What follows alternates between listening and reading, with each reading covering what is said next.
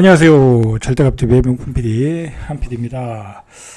자, 생각보다 빠르게 시장이 급등의 양상을 나타낼 수도 있겠다 싶어서 한번 이야기를 해보겠습니다.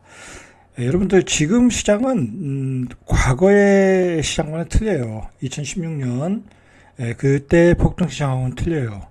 자, 그때의 폭등 시장은 한마디로 가수요, 투기 수요죠. 투기 수요가 먼저 밀어 올렸어요. 그죠? 막 먼저 매집을 한 거죠.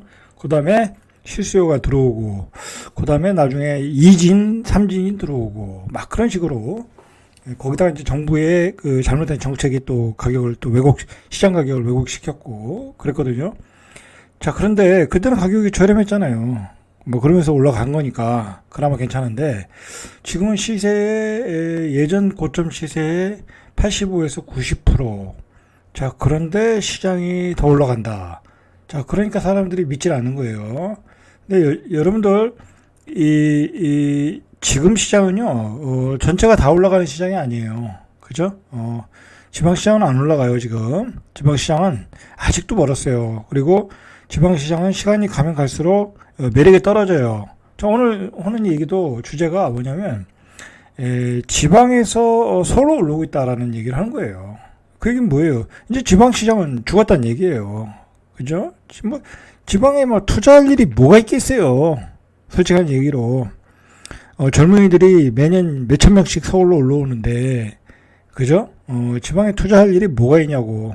그 다음에 지방의 가격이 너무 올랐고, 그 다음에 갭도 너무 크고, 전세 갭으로 투자할 수도 없고, 그리고 투자자가 거기서 취득세 12%, 10%, 8% 내고 들어가서 투자를 안 해요.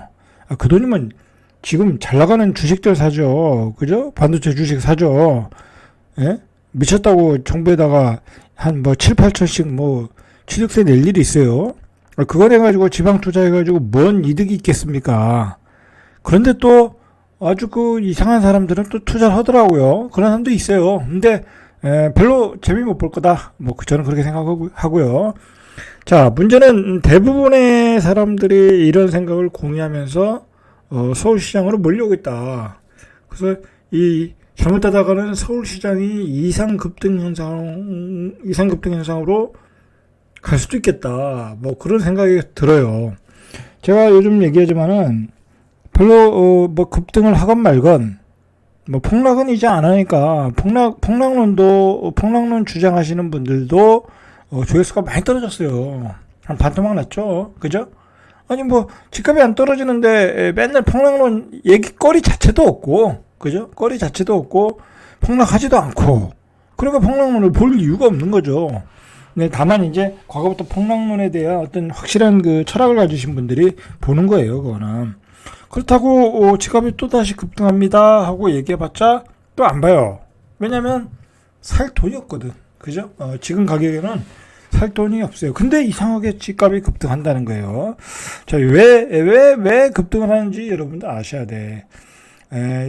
쉽게 말해서요, 돈이라는 것은 이 여러 형태로 나눠져 있잖아요. 그죠? 뭐 땅으로도 가지고 있을 거고, 주식으로도 가지고 있을 거고, 그죠?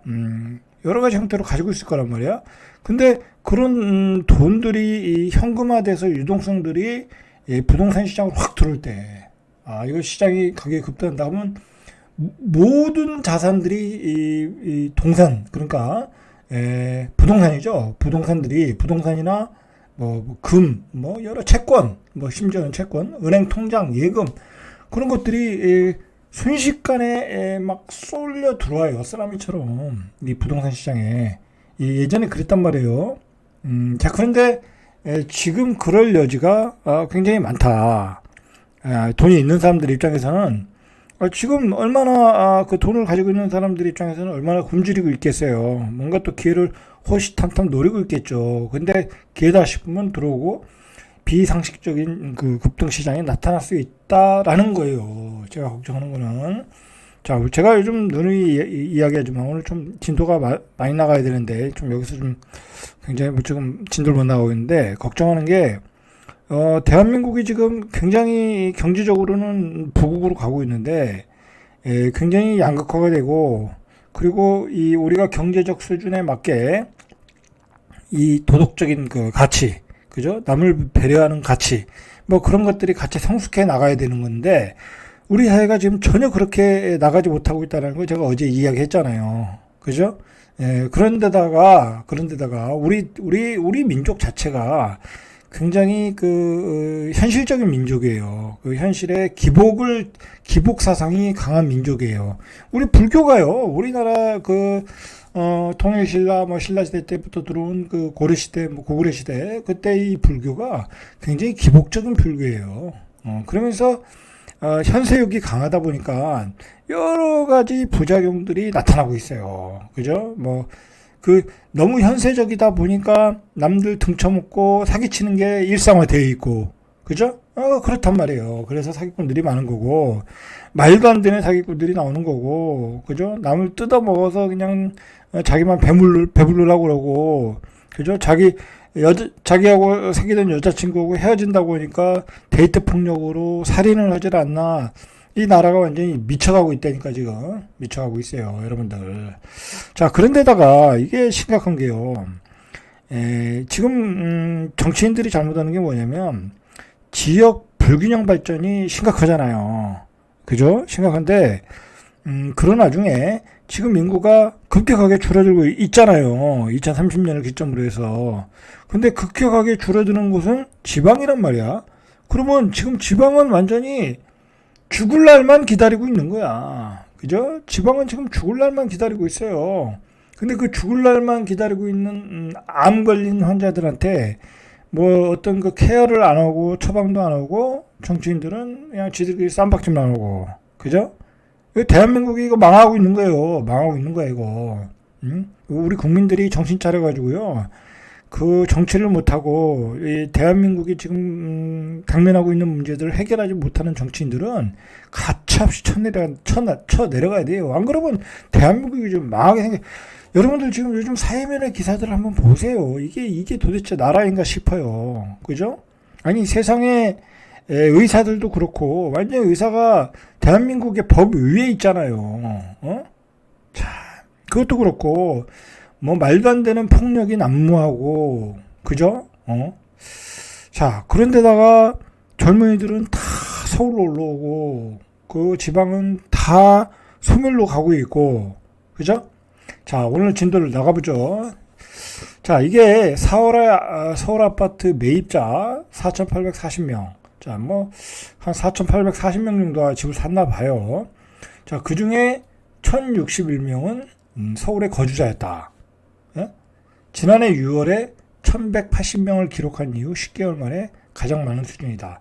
자, 여러분들 요즘 부동산 투자자, 부동산 거래하시는 분들, 그분들에게 공감대가 형성이 돼 있어요. 집은 서울에 사야 된다. 자, 우리가 70년대 성공하려면 서울에 가야 된다. 서울 가서 공부해야 성공한다. 그랬잖아요. 이제 부동산 투자는 서울에 해야 된다. 자, 그런 이 생각들이 이 다수의 사람들에게 지금 공유되고 그게 거래에서 나타나고 있는 거야. 그래서 자치구별로 보니까 송파구가 제일 많았고, 그 다음에 영등포구, 성동구. 자, 지방에서 아파트 판 사람들이 은평구, 노원구 이런 데는 잘 안 들어가겠죠. 그죠? 지방에서 서울 올 정도면 돈도 있을 거고, 그러니까 좋은 지역을 사는 거겠죠. 마용성 그런데 송파구 이런 지역으로 지금 들어오고 있다라는 게 통계에서 나오죠. 자, 서울의 거래량도 지금 1월 달에 2,456건인데 4월 달에 4,840건 늘었어요. 5월 달은 5,000건이 넘겼죠. 그죠? 자, 이렇게 급격하게 늘고 있다. 자, 5월 달에 5,000건이 넘고 6월 달에 6,000건이 넘고, 자, 그러면 여러분들 나중에 집 사는 게 굉장히 어려워질 수 있어. 이게 부동산이 급등할 때는 그냥 매도자 우위가 돼서 부르는 게 가격이라니까? 그렇게 된다니까요. 저는요, 제가 이렇게 가격 요즘 급등 가능성을 이야기하고 있지만, 저는 폭등론자가 아니에요. 저는 영끌 오족도 아니고, 집값은 안정이 돼야 된다. 그죠? 안정이 돼야 된다. 자, 그런 의미에서 제가 이야기하는 거예요, 여러분들. 여기서 집값이 더 오르면요. 이거 대한민국 망하는 거예요. 그죠?